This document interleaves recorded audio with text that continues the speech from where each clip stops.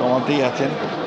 তো আমাদের এই হাসপাতালের যারা চিকিৎসক আছেন তারা দীর্ঘদিন ধরে তার চিকিৎসা করছেন এবং এখন পর্যন্ত তার যে মেমোরি এটা ফিরে আসার সম্ভাবনা খুব কম তারা বলছেন। সেই সঙ্গে আমরা আরেকজন আমাদের অত্যন্ত নিবেদিত প্রাণ চিকিৎসক কনফিডেন্সিয়াল এখানে নিউরো প্রবলেমেই আক্রান্ত হয়ে এখানে এসছেন এবং he has improved the lot.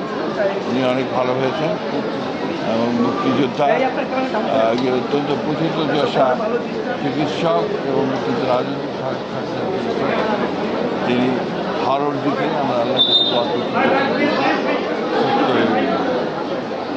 এই হাসপাতালটি একটি ব্যতিক্রমী হাসপাতাল।